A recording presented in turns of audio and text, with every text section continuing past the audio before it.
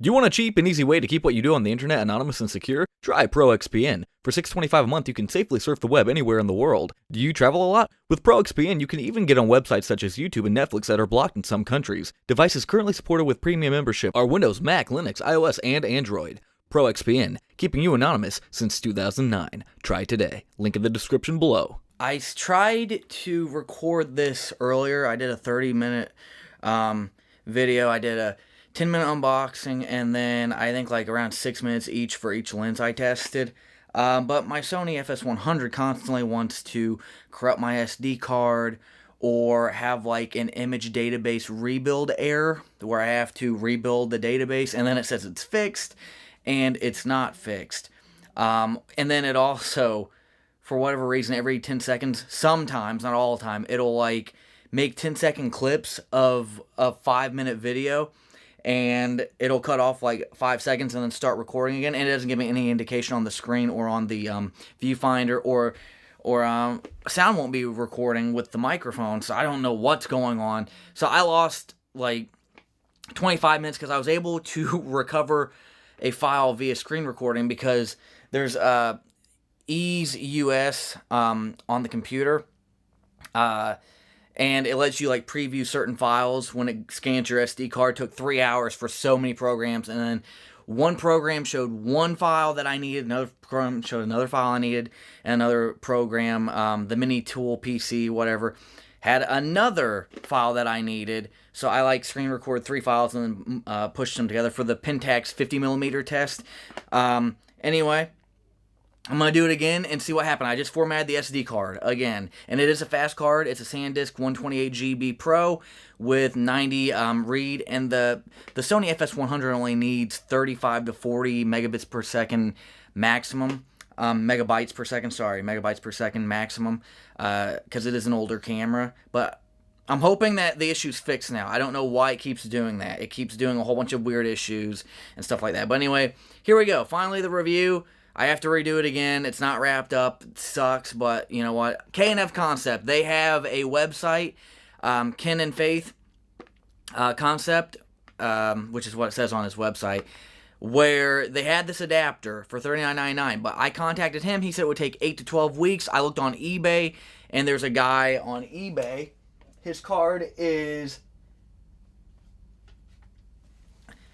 Kauto camera. Pause the video, zoom in. Kauto camera. Yeah, it's too blurry. Well, you can kind of make out what it says. There. And he has repeat business discount where if you buy another adapter or multiple things within like 1, 2, 3 days of each other, he'll send you it for like 20% off, something like that. Repeat buyer. He had the same one, and it was in Massachusetts, and I got here in 3 days.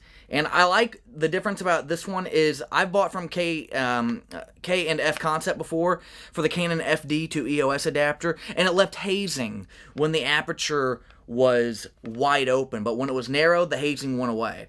This one, from what I tested earlier, it's the PK to NEX. PK lenses are Pentax MK, PK, and there's like a whole bunch of letters, and it works for all of them, at least he said, and several other websites. I bought one a long time ago for the Canon FD to EOS, and it had hazing, and it was in like a cardboard box, very thin cardboard box, and it was all metal. This one said all metal. It is all metal, and this one comes in a plastic box, which I think is awesome. And it did work earlier. I'm gonna do 2 more tests. It sucks because I wasted like 5 to 6 hours trying to get the old files back, and I only got the 50mm, which is where the snow is. And they all, like, I was standing inside and looking out a window where it had curtains on the side, and then far away was a barn, and then the snow was somewhere in the middle.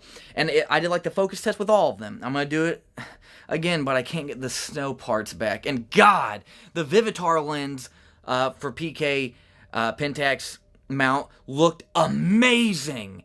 Oh my God, it looks so amazing. I'm going to have like the names of them on the video when I go to do the test instead of just saying what they are, because I can never remember the numbers. I had the Pentax 28mm, I had the Pentax 50mm, which I was able to salvage. That's the only one of the snow you're going to get. Now it's nighttime. If this video still works, I hope to God I'm not wasting my time right now. But yeah, here it is. Here's the adapter. Right here. Right now I'm using a Sony 18 to 55mm lens. And I'm thinking I'm getting it. Nope, I'm not. There we go. There we go. yeah, so that's what this adapter looks like. There we go.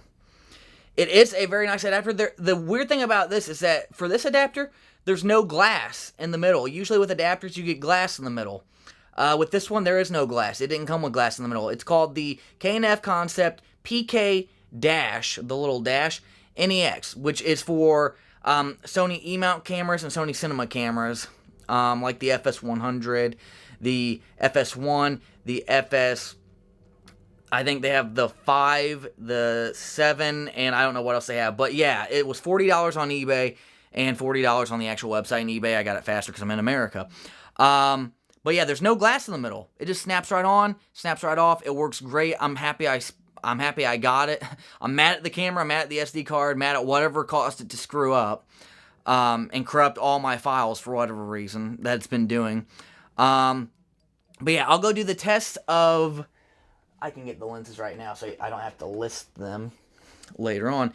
It's the Vivitar 135mm 1 to 2.8. So 2.8 is the minimum. It's really cool. It's not a big lens. It's small. Fits perfectly on any Sony camera. Made in Japan for the PK mount. And there were a lot of people that were reviewing this saying, oh, it's so soft. It's so bad. I wish I had the freaking snow video. It's not soft. It's not bad. So I guess it's like a multi-review. It's not soft. It's not bad. It's really clear. It zooms in a lot. Like it says it's not a zoom lens. It's a prime lens. It's just stuck at 135mm, but it does kind of like zoom in and then zoom back out when you twist it. And it looks so amazing. This was the best looking one I had. And with this adapter right here, you do get aperture control. There were some people that said on Amazon and their own website, K&F and stuff, that you don't get aperture control. I was able to aperture control perfectly, like on the camera. And I'm looking at the LCD screen, make sure it's not screwing up my recording again. But yeah, I was able to get perfect aperture. Look at that. I don't know if you can even see it, but you can. There you go. Yeah, you can see it. It's opening and closing. Boom. It's perfect. This lens was like $5 to $20, and then sometimes it's $40 if it has the NEX adapter that comes with it. I saw a listing, and people were saying it's bad. It's not. It's actually a really good lens. It's a really good lens. And then I had the, let's see, I had 2 Pentaxes and 1 Vivitar. Then I had the Pentax SMC 50mm, which you'll see the original test for. Not in the best quality because it is a conversion, sadly. But yeah, small lens, but it looks big on this beautiful camera. Great. I think it's even better than my Canon EOS 50mm 1.4 lens, and that's saying something, because that gives you bubbly bokeh. This gives you huge, ungodly amounts of bokeh. Perfect for photography, I would say. Even though these lenses are all 40 years old, perfect. And I have the Pentax 28mm. Now, the 28mm is beautiful. It gave me great bokeh, gave me great quality. None of these gave me bad quality. And there were some tests on YouTube. I don't know what camera they were mounting it on, but looked terrible. But see, look at these two. Can you tell me which one is, if I did this all the way down, which one would be the 50mm and which one would be the 28mm? No, it's pretty difficult to tell without looking at those. The indicators and stuff. These lenses, being 40 years old, are perfect. Oh my god, they're even having aperture control built into the lens without having to buy like an upgraded lens is astounding. Really, really astounding. Because you're spending like $500, $1,000, $20,000 for a lens that has aperture control, the aperture ring on it. These ones you can get for $5 to $20 to $30 to $40 and get an adapter, and well, bam, you have it, and even better. Only thing is there are no mechanical components in this. The mechanical version of it is like $300. You don't need it. You don't need autofocus. You really don't. You don't need autofocus. But anyway, I'm going to go do the tests of the 28mm and the Vivitar again. Sorry I can't get the snow. I might try, but it's nighttime, so it's not going to look as cool as it did earlier. You could literally see individual snow pieces flying by. I'm happy with this adapter. Not so happy with the camera until I get it fixed.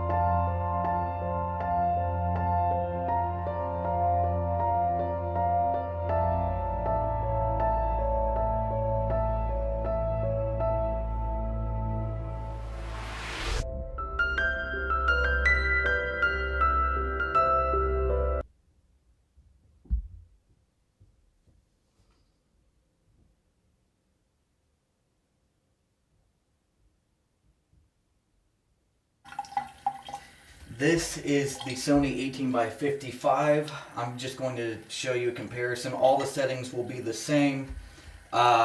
This is with depth of field. You get closer, this starts to blur out the background, looks really clear.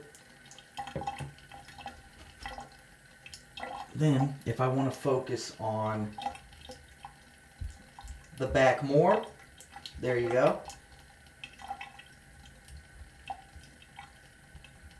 Everything out of focus. Front in focus right here, Blossom. Boom. And then, now with the color, this is with the switch, I believe, on medium for gain. Here's low gain with this lens.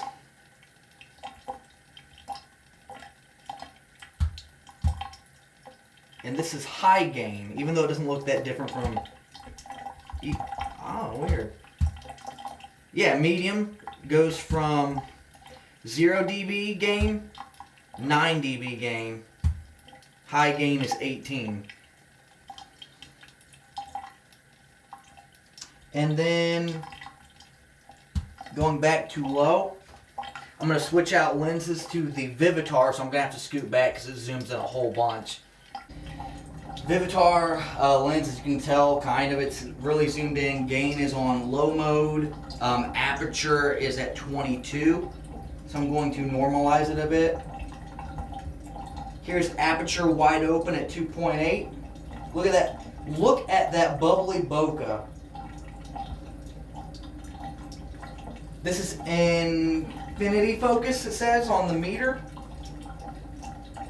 Look at that bubbly bokeh. And I see it's a macro lens, which means you're supposed to get up close. You can get like ants and stuff, and they look lifelike. Now there it is, normalizing it a bit. So you can have the gain on low and have the aperture wide open and still get some good. Now look at that. The rosebud cherry blossom right here is really out of focus. That's how good this is. And even the tip of the nozzle is out of focus. But when I twist it, I get the nozzle in focus, but everything else is blurred. So this is like a very, very depth of field type of lens. And I'm not seeing any hazing. I'm sure you're not either. I hope not. Now when we go to medium gain, everything gets brighter and you see more noise. High gain, everything gets a little bit brighter, but not too much. Because I got the aperture wide open. I'm going back to low, and you get a more lifelike color when it's on low. Now I'm going to try and focus in on the blossom, if it'll let me. I don't think it will. No. I have to be further back. I'm all the way to the wall. From where this is, I'm to the wall, so I can't back up anymore. This is great for, like, look at that bokeh, though. And then going even further, boom. Now I'm going to see if you can see my hand. Can I see my hand in focus? No, my hand's out of focus. I'm going to try and see if we can get my palm at least. But I don't think it'll let me get my palm. No. Nope, it will not let me get my palm. This is way, way too zoomed in. But it's an excellent portrait lens, I would say. Did I test everything else? I believe I did. Now I'm going to switch to the 28mm. The Pentax 28mm now. Aperture is at 22, so it's very narrow. Now we're going to open it up. We're going to widen it.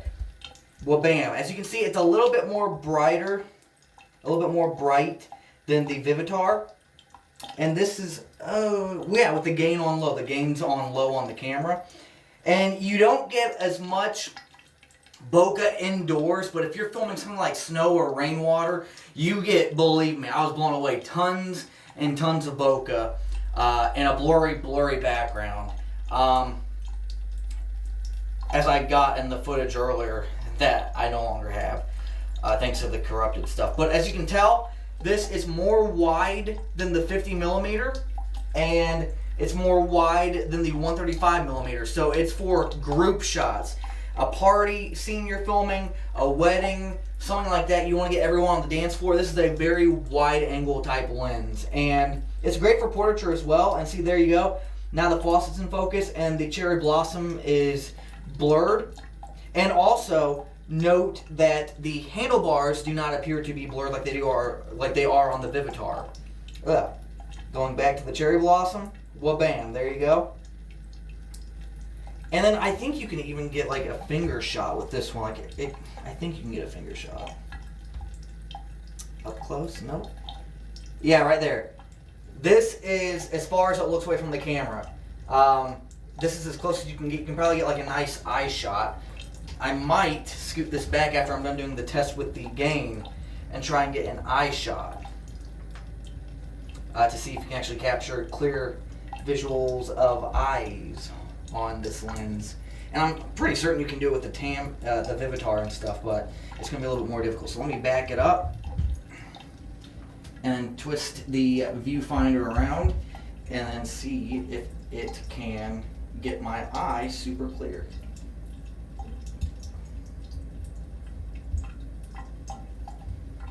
Oh yeah, the gain. Let me get this in focus. Shouldn't have moved until I did the gain. So wide open at 2.8 and the gain is on low. Now it's on medium. Boom. Now it's on high. Medium. High. Although the high doesn't look like it's changing anything really.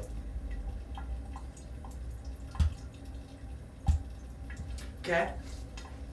And then now let's do it with it very, very narrow, movie style darkness, medium, and then high. Now the high is really showing. So it does best when you have it on narrow. But I love the option of having the aperture on the lens rather than having to go through a set of menus on the camera to do it. Because I just like having greater power over my equipment rather than my equipment having greater power over me. So let me see if I can get my eye shot set up. This is how far my finger was away from the camera. If only I had my light in here, I don't. And if I get this close. So this seems to be as far away from the camera as you can get with focus wise, up close. Now far away, you can probably get behind the sink. When you go all the way, how that's slightly blurred, I could probably go behind the sink and still be in focus. So let's do another one. Boom. Boom. The sink is talking to me. I start talking. Hello, how are you doing? I am the sink. I am mad at you. Oh, well, that's stupid. Why are you mad at me? Because you'll have me turned on and you're wasting water that the Africans could be drinking in Africa. Well, I'm in America. Anyway, yeah, the K&F lens adapter for Sony E-mount, NEX, and I believe there's an A-mount version as well. It's great. It's worth the $40. If you can find it used, I would try it. And if it doesn't work, if they broke something on it, then, you send it back. But yeah, it's definitely worth the $40. I'm glad I got it. It looks way better than the 18x55mm Sony E-mount lens, the official lens I have, I think. Only difference is that one has autofocus and image stabilization, and these don't. These you can do like the built-in stabilizer, but if you're stable with your shots and have it on a tripod, then you don't really need it.